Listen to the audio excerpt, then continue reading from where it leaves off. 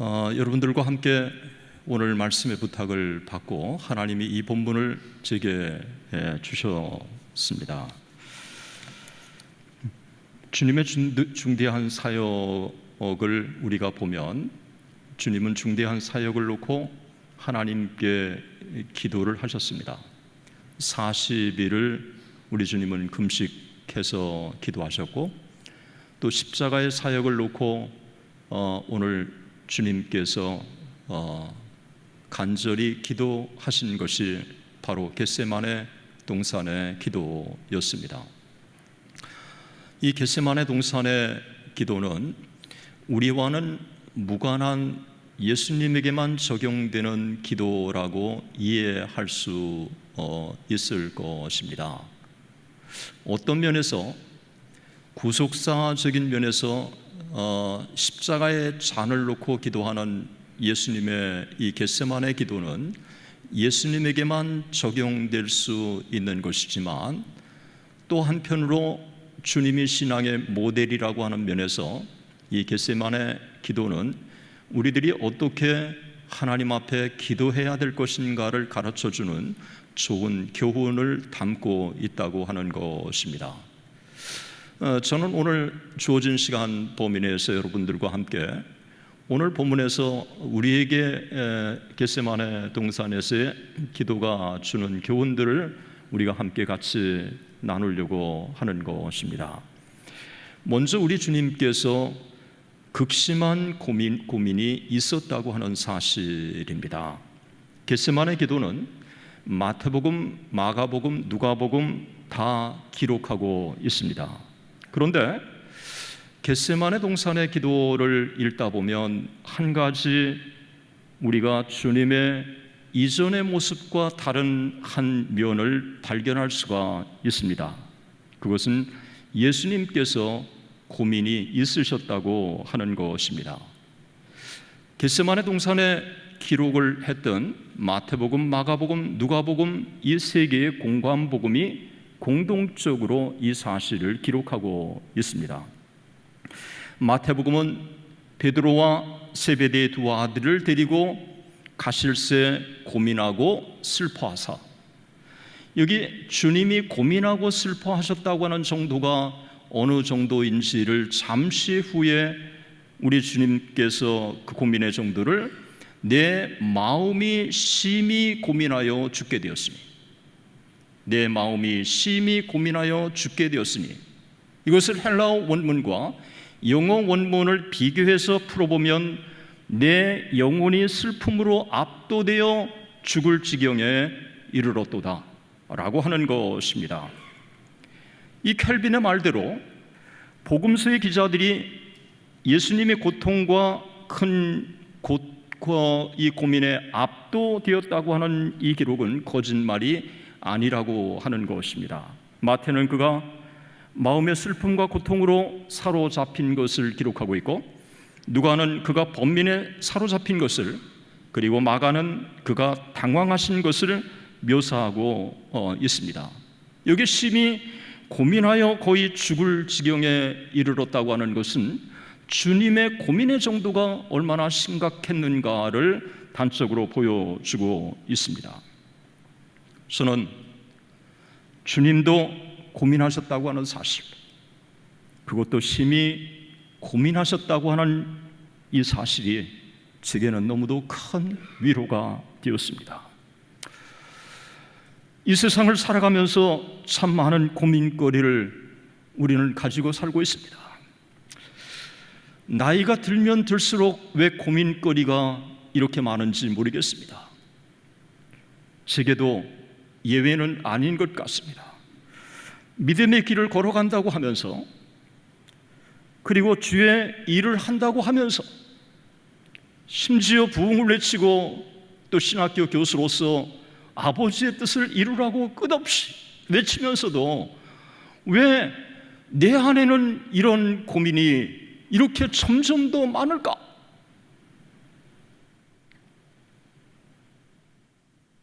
잠 못 이루는 밤 때문에 저는 지난 20일 동안 제 생에 암 수술을 받고도 먹지 않았던 수면제를 제가 먹으며 잠을 청하고 있습니다.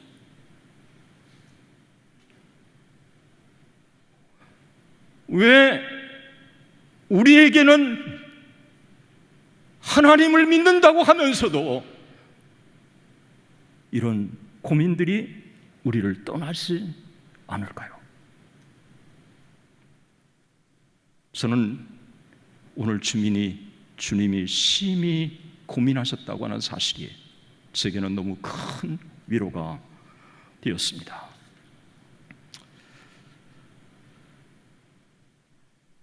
주님은 완전한 인간이시고 완전한 하나님이십니다.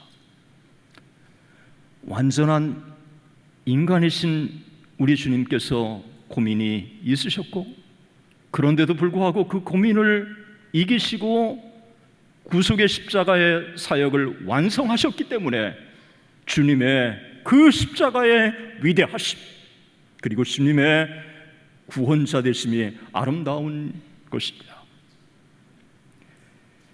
주님의 고민을 떨치시고 승리하셨다는 사실이 격려가 되는 것입니다. 우리 주님은 아픔도 하셨고 유혹도 하셨고 슬픔도 하셨고 모든 것을 아셨습니다. 주님은 고민, 슬픔, 어려움과 전혀 무관한 존재라고 이해하는 것은 참으로 무지한 것입니다. 우리는 주님의 고민에서 인간의 슬픔과 아픔이 신앙인에게도 예외가 아니라고 하는 사실을 우리에게 격려해 주고 교훈해 주는 것입니다. 믿음의 사람들에게도 특별한 고민이 있었습니다. 히브리 기자가 믿음의 선진이라고 하는 아브라함도 100세가 돼서야 이삭을 낳았습니다.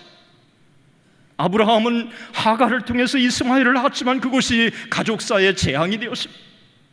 이삭과 이스마엘의 후손들이 그 이후에 얼마나 대립과 갈등이 있었습니까? 이삭은 20년 동안이나 자식이 없었습니다. 야곱은 디나의 강간 사건을 통해서 심각한 위기를 만났던 것입니다. 오늘 우리 시대를 살고 있는 우리들은 어떻습니까? 얼마나 많은 고민과 슬픔이 우리 주변에 반복되고 있습니까? 내게, 내 가정에, 내 직장에, 회사에 일어나고 있는 일들이 우리 주변에 너무도 엄습하고 있지 않습니까? 어쩌면 지금 이 시간에 하나님 앞에 예배를 드린다고 하면서도 우리의 생각들은 세상의 염려와 재리로 가득 차고 있지는 않습니까?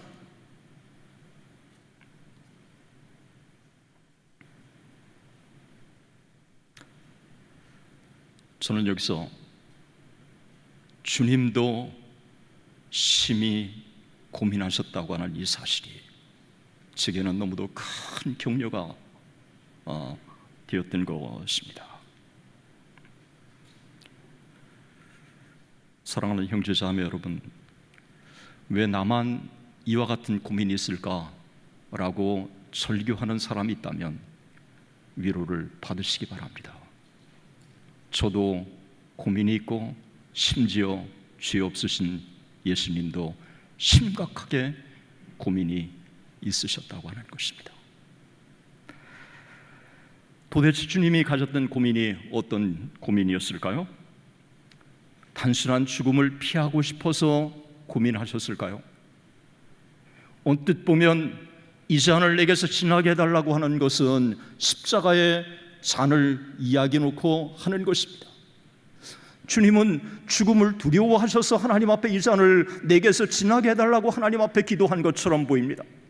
그러나 오늘 본문의 전체 주님의 구속사역에 있어서 이 잔을 내게서 지나게 해달라고 하는 주님의 의미는 하나님과의 관계 속에서 이해해야 되는 것입니다.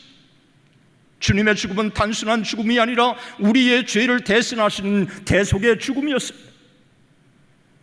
우리는 이것을 속전이라고 하는 것입니다. 우리가 형벌을 받아야 되는데 그 형벌을 예수 그리스도가 대신 받으신 것입니다.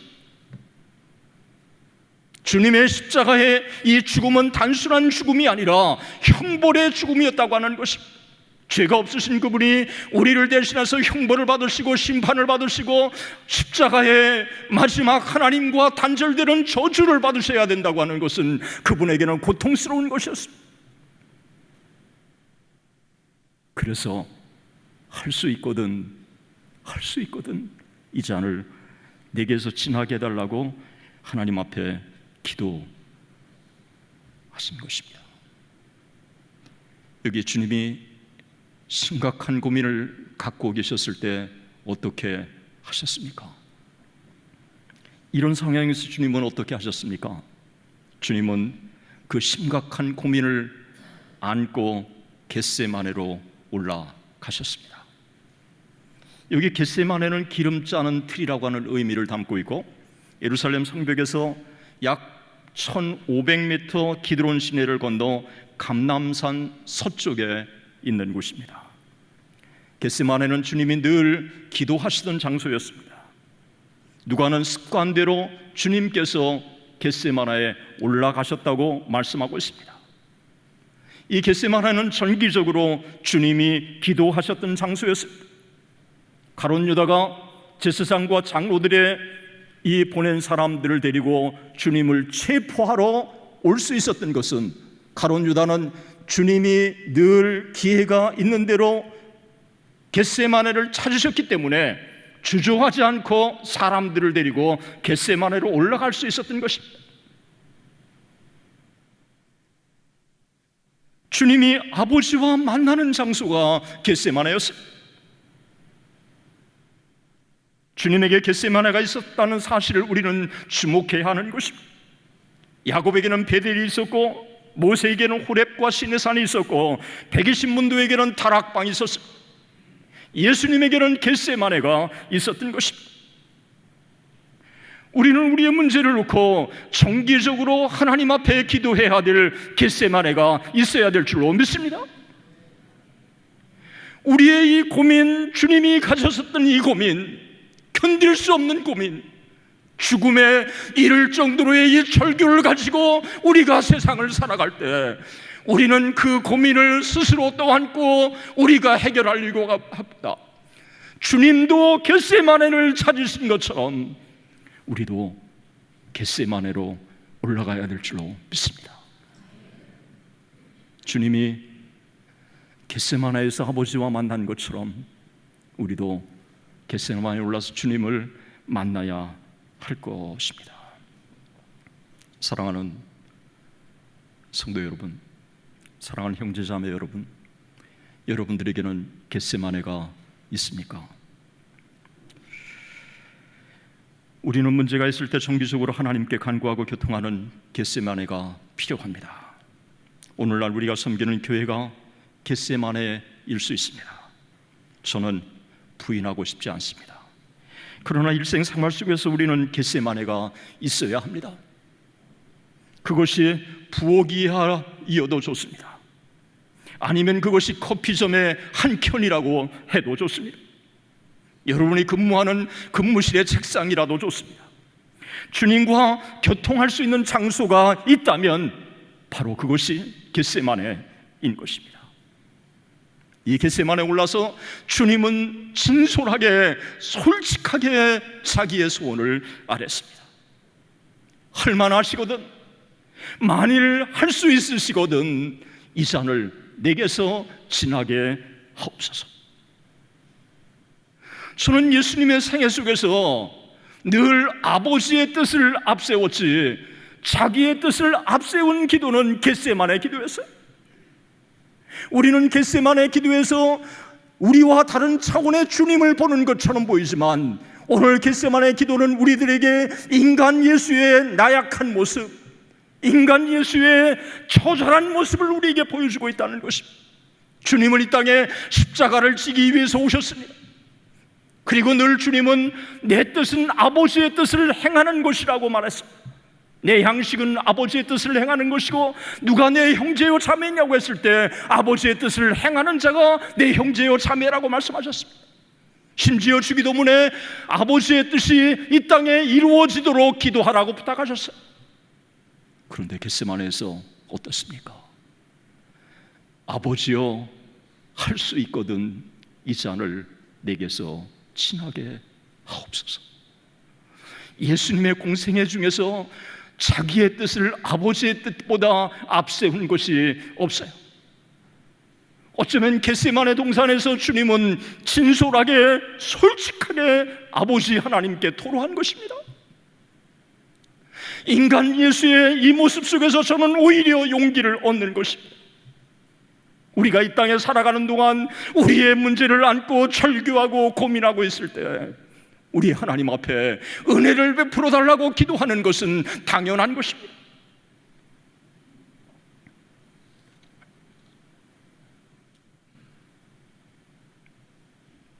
아버지여, 할만하시거든 이 잔을 내게서 지나게 하옵소서. 그러나 나의 원대로 마옵시고 아버지의 원대로 하옵소서.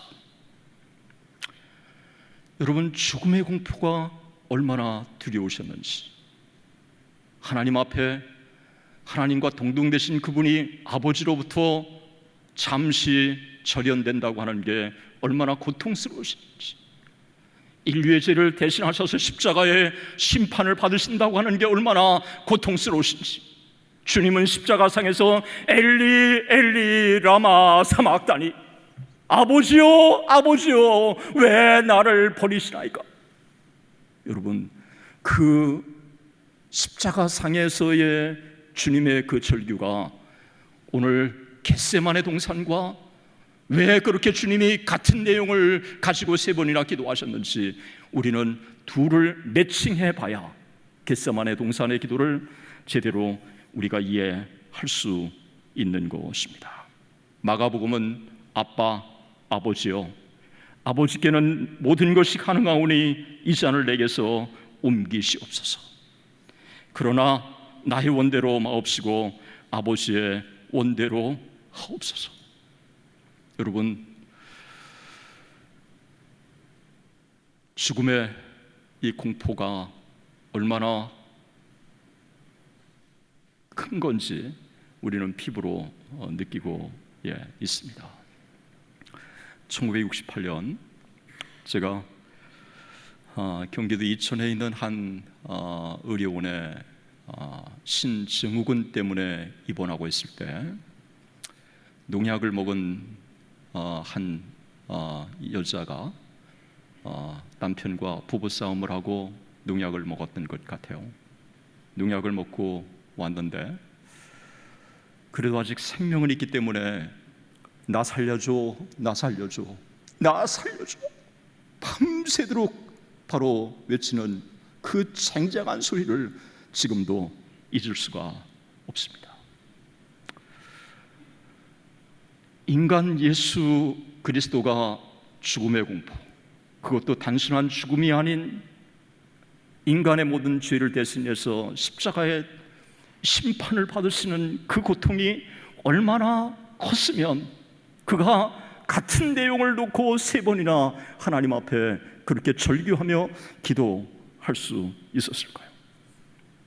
그러나 저는 오늘 본문이 또 한 가지를 저는 주목하기를 원합니다.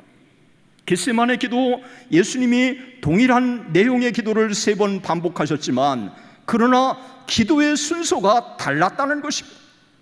첫 번째 기도는 아버지여, 할 수 있거든 이 잔을 내게서 지나게 해주십시오. 자기의 뜻을 먼저 앞세웠습니다. 그러나 오늘 본문의 말씀에 두 번째 그가 기도했을 때는 이 잔이 내가 마시지 않고는 지날 수 없다면 아버지의 뜻대로 되기를 원하나이다. 내 뜻을 뒤로 하고 아버지의 뜻에 전적으로 순종한 것입니다. 여기에서 우리는 주님의 위대함을 발견할 수 있습니다. 분명히 주님이 자기의 소원이 있고 자기가 원하는 바가 있지만 그러나 아버지의 뜻이 분명하고 그리고 만세전에 언약이 있었고 그리고 십자가의 구속의 사역을 이루기 위해서 이 땅에 오신 것이 분명한 주님 때문에 자기의 뜻을 아버지의 뜻에 복종시키신 것입니다. 그래서 내 아버지여, 만일 내가 마시지 않고는 이 잔을 내게서 지나갈 수 없거든 아버지의 원대로 되기를 원하나이다. 자신의 뜻을 앞세웠던 예수님이 이제는 자신의 뜻을 접어버리고 아버지의 뜻만 드러낸 것입니다. 저는 첫 번째 기도에서 한 인간의 모습을 보여주신 주님이 제게 위로가 된다면 두 번째 기도에서 아버지의 뜻을 최우선으로 두고 자기의 뜻을 아버지의 뜻에 복종시키신 주님의 위대한 신앙의 모습에 또 깊은 감동을 받는 것입니다. 첫 번째 기도에서 볼 수 없었던 극적인 변화를 우리는 여기에서 보는 것입니다. 그래서 빌립보 기자는 이렇게 증언한 것입니다. 자기를 낮추시고 죽기까지 복종하셨으니 곧 십자가에 죽으십니다. 이 사건을 통해서 주님은 얼마나 하나님이 그를 높이셨는가를 보여주고 있습니다. 이러므로 하나님이 그를 지극히 높여 모든 이름 위에 뛰어난 이름을 주사 하늘에 있는 자들과 땅에 있는 자들과 땅 아래에 있는 자들을 모든 무릎을 예수의 이름에 꿇게 하시고 모든 입으로 예수 그리스도를 주라 시인하여 하나님 아버지께 영광을 돌리게 하셨습니다. 주님의 인간적인 요구, 인간적인 욕심이 있지만 아버지의 뜻에 순복함으로 말미암아 십자가의 그 구속을 이루어 주셨기 때문에 주님이 위대하신 것이고, 그 십자가의 구속의 사건이 있었기 때문에 우리는 주님이 우리의 구원자가 되셔서 주님이 영광을 받으시고 또 그 예수 그리스도를 통해서 우리가 영광에 이르게 하셨다고 하는 것입니다. 히브리 기자는 이렇게 증언합니다. 그는 육체에 계실 때에 자기를 죽음에서 능히 구원하실 이에게 심한 통곡과 눈물로 간구와 소원을 올렸고 그의 경건하심으로 말미암아 들으심을 얻었느니 그가 아들이시면서도 받으실 고난으로 순종함을 배워서 온전하게 되셨은즉 자기에게 순종하는 모든 자에게 영원한 구원의 근원이 되시고 하나님께 멜기세덱의 반차를 따라 대제사장이라 칭함을 받으셨느니라. 주님이 자기의 뜻을 뒤로하고 아버지의 뜻에 순복하셨기 때문에 결국은 우리에게 영원한 대제사장이 되셨다고 하는 것입니다. 겟세마네 기도는 우리에게 최고의 본이 되는 것입니다. 주님의 기도는 이 땅에서 믿음의 사람들이 드려야 할 위대한 기도의 모범이라고 우리에게 교훈해 주는 것입니다. 저는 여기서 한 가지 한번 제가 묵상하면서 어떻게 첫 번째는 자기의 뜻을 앞세우셨던 주님이 다시 아버지의 뜻을 이루는 것을 주 목적으로 하나님 앞에 기도하실 수 있을까? 자기의 뜻은 뒤로 하고 이 겟세마네 동산에서 이 순간에 일어났던 사건인데 무엇이 이와 같은 변화를 가져다 주었을까 하는 것입니다.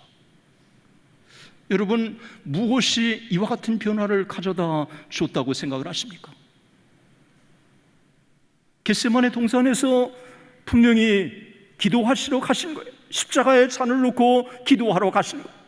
그런데 첫 번째 기도할 때는 내 뜻을 앞세우셨던 주님이 두 번째 기도에는 내 뜻을 위로 하시고 아버지의 뜻만 앞세우는 모습으로 바뀐 거예요. 무엇이 이와 같은 변화를 가져다 줬을까요?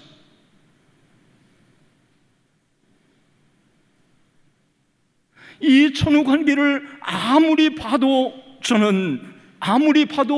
본문에서는 그 변화를 읽을 수가 없어요. 그러나 마태복음과 마가복음과 누가복음에 있는 산상수훈의 겟세마네 이 기도를 비교해 보면 주님이 어떻게 이와 같은 변화를 가져다 줬는가를 읽을 수가 있습니다. 그 중에 하나가 누가복음 22장 44절에 이렇게 증언합니다. 예수께서 힘쓰고 애써 더욱 간절히 기도하시니 땀이 땅에 떨어지는 핏방울같이 되더라. 주님이 아버지 하나님께 기도하고 절규하고 기도하고 그리고 하나님 앞에 더 깊이 기도하고 그래서 인간의 뜻을 아버지의 뜻에 복종시킬 수 있었던 것입니다. 그 놀라운 변화를 가져다 준 것은 달리 다른 데 있는 게 아니라 바로 주님의 간절한 기도에 있었던 것입니다. 기도는 우리를 변화시켜 주시는 줄로 믿습니다. 우리는 세상에 함몰되고 절규하고 좌절하기보다 우리의 고민을 놓고 겟세마네에 올라가서 주님처럼 하나님 앞에 절규하며 기도해야 하는 것입니다. 그럴 때 전능하신 하나님이 우리를 도우실 줄로 믿습니다. 성령 하나님이 우리에게 능력을 더해 주실 줄로 믿습니다. 오늘 본문의 말씀은 우리에게 이 사실을 분명히 시사해 주고 있는 것입니다. 우리는 부족하지만 하나님 앞에 기도하면, 그리고 하나님의 뜻과 내 뜻에 상치되는 부분을 놓고 기도하면 하나님께서 부족하지만 성령의 능력을 통해서, 또 기도의 힘을 통해서 내 뜻이 아닌 아버지의 뜻에 복종할 수 있는 힘을 주시는 줄로 믿습니다. 저는 여러분들이 담임 목사님, 총목사님 기도해 주세요.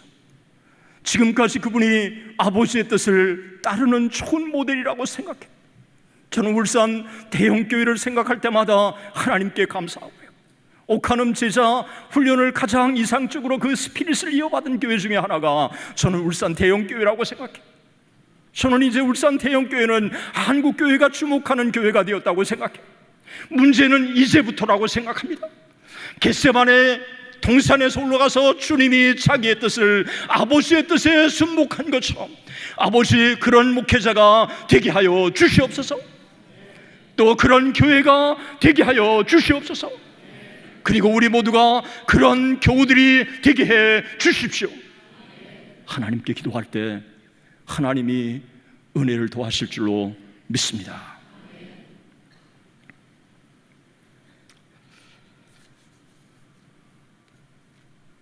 주님의 뜻을 따르면 손해처럼 보이지만 축복의 길입니다. 주님의 뜻을 따르는 것은 분명 희생과 대가가 요구되지만, 그리고 계산상 손해나는 것처럼 보이지만, 그러나 그것은 결국에 승리의 길이라고 하는 사실을 우리는 잊지 않아야 될 줄로 믿습니다. 자신의 뜻을 아버지의 뜻에 복종시키시고 주님이 걸어가셨던 그 길을 우리가 따라갈 때 우리 하나님께서 우리에게 주님을 위로하시고 또 복 주셨던 것처럼 우리에게도 동일한 은혜로 함께 해주실 줄로 믿습니다. 제가 성경을 읽다가 놀라운 도전과 은혜를 받았어요.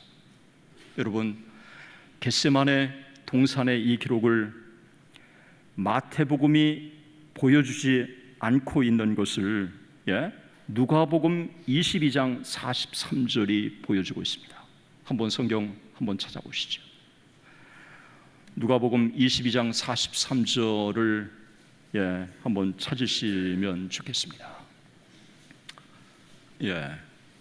우리 찾으셨으면 한 목소리로 같이 읽겠습니다. 시작.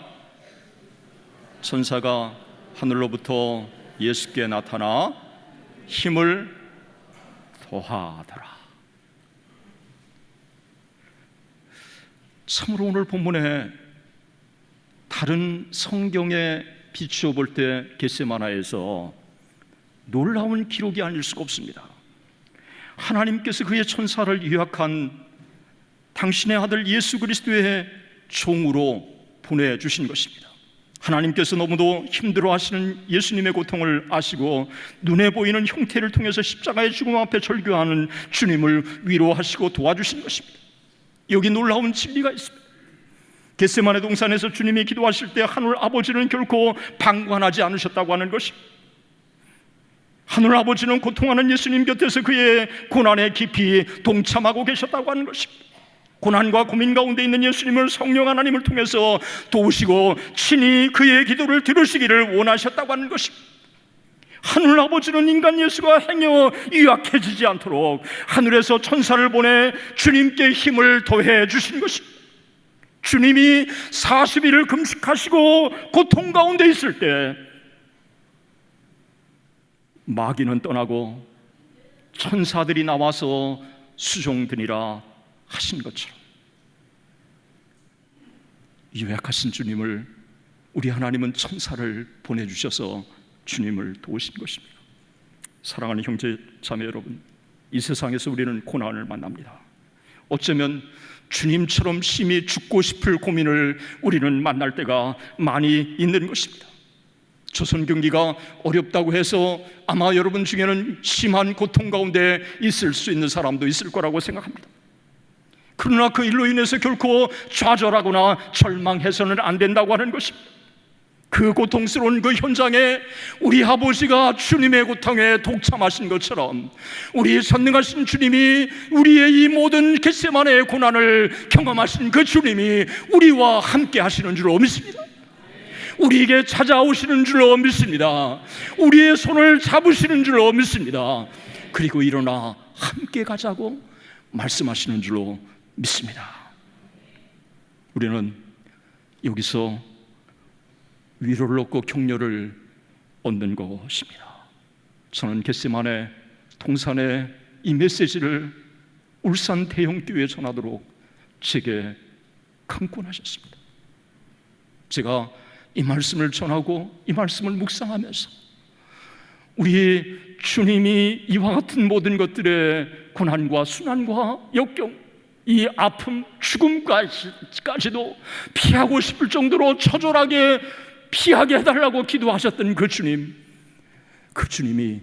우리의 구원자가 되신다고 하는 사실, 그것은 위로와 격려가 되는 것입니다.